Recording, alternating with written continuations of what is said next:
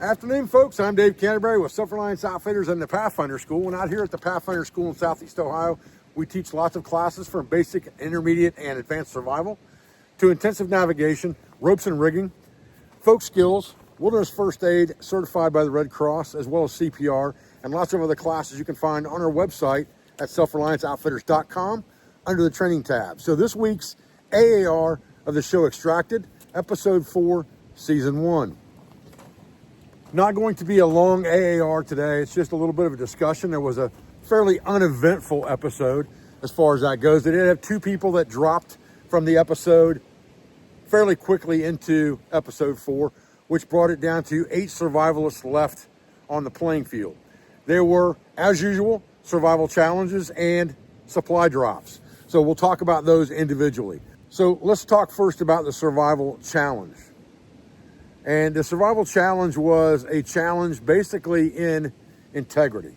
It was a challenge to see how much food you would take given the opportunity compared to your fellow competitors, understanding that there was enough food for everyone, but you could take as much or as little as you chose. And so some of the contestants on the show have had more food than others. Some of them have had deer meat and ways to cook it and preserve it. Others have not. So to the challenge, a loaf of bread was put on a log, and the survivalists were given directions to go to that bread with a note that said, there's enough here for everyone. Take what you need that you feel is going to help you survive and win the $250,000 prize. It wasn't surprising to see a couple people completely turn down the bread, not knowing how many people had gotten there before them, because it was in no particular order that they were aware of. So you could have been the first one there or the last one there when you got there. Two people, the first two people there actually, did not take any bread. And there was kind of a discussion back at the support group area and headquarters before the challenge to decide the order of the people who were going to go to the bread first and last by who was the most trustworthy and who was the least trustworthy, so that they could try to conserve that bread by taking the most trustworthy people first, knowing or hoping that they would not just abscond with the whole loaf. So the first two people that were voted as the most trustworthy did not take any bread. They left it all for their competitors. However, both of those people already had food and ways to preserve it. As it consequently went down, no one really took more than their fair share, in my opinion. There was one woman that took 2 pieces of bread, but they were fairly small pieces. And in the end, because those two had given up any bread, there was plenty of bread for everyone left after those two. So that was more a test of what's your integrity level than anything else. But again, you know, you're putting people in a hard position because you're saying take as much as you think you need to win the $250,000. It is a competition. The less food others have, the more likely they are to drop.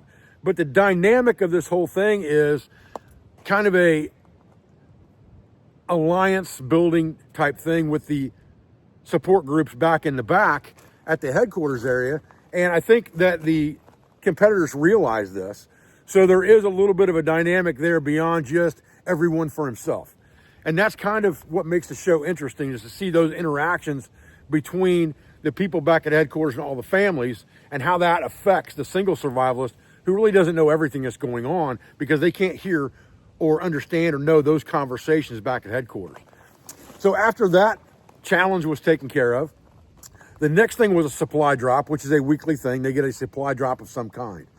And the supply drop was set up a little different. It was set up so that each person in order that went into the room to get supplies, there were enough supplies for everyone to have the same things. But they were only allowed to choose certain things that they were going to give to a certain person, and it couldn't be their person. In other words, I had to give supplies to not my survivalist, but someone else. Oh, again, a little bit of a force on integrity there within the groups at the headquarters, because you're trying to figure out who you're going to give something to that's a competitor to the person that you're hoping is going to win the $250,000, which is your person, but you're also hoping someone else is going to feel sorry for them and give them something that they need. And there were stoves and there were blankets and things like that. So I think that exercise went pretty well, although there were a couple people that ended up no one sending them anything. So if you had a big enough pity party for yourself at headquarters or your person, and people felt sorry for you, you could get multiple drops of multiple items in one box, or you could get absolutely nothing if no one thought you needed anything at that point in the game. So there were a couple guys that got nothing. How they react to that is important because it's a psychological thing. I got nothing now. Somebody doesn't like me. Nobody cares about me. What am I going to do? But I think both of those people took it fairly much in stride. And one of those guys definitely is like, you know what? I really didn't need anything anyway. I'm good. And those are the guys that are probably going to do well in this as it goes forward, because the guys who think they can fend for themselves and are in the mindset of fending for themselves and not dependent on what they get from the headquarters or their team are the guys who are probably going to win or overcome a lot of other challenges within this season. It remains to be seen. That's just my personal opinion. But there were some people that got more than their fair share in that supply drop. And I think there were some heads turning in the headquarters area of, why did that person get so much?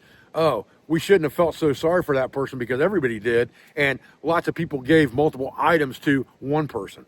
So those type things are a dynamic that's going to change the next challenge and the next challenge and the next challenge.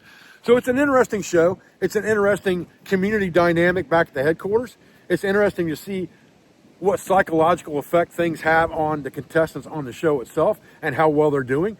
I think the contestants out there now are doing fairly well. I did see some improved structures. I saw some fire cover that was built over top of their fire pits so that if it rained or inclement weather came in, it didn't necessarily put out their fire. I still don't see banks of firewood like I'd like to see and permanently going fires that are not going to go out no matter what. I still don't see that. I'd like to see that. I did see some attempts at preserving meat, or at least discussions about that, which is a good thing because you're not going to keep that stuff cold forever in the creek. It's always good to preserve it somehow that you can eat it later and keep it aside and keep it with you on the move and things like that. Fire is still a struggle for some people. Again, I go back to, once you get it started, you never let it go out. End of story. Improvement on shelter, big deal. I saw a lot of shelters that had bulges in them that are going to be collecting rainwater. If you did that on purpose to collect rainwater, so you didn't have to boil water, that's one thing. But to have it right over the top of your sleeping area where it's going to collect water, eventually collapse and get everything you've got soaking wet, that's bad. So improvement on shelter is something that needs to be a focus for all of these contestants.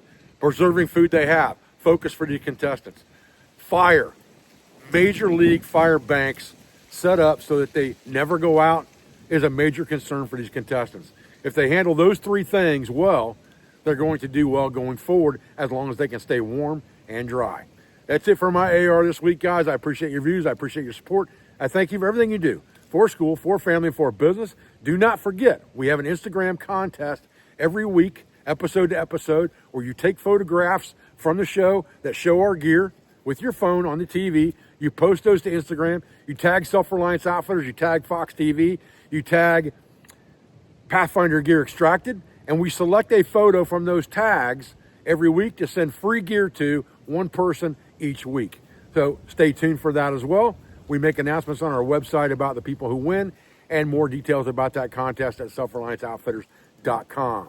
I appreciate your views, guys. Thanks.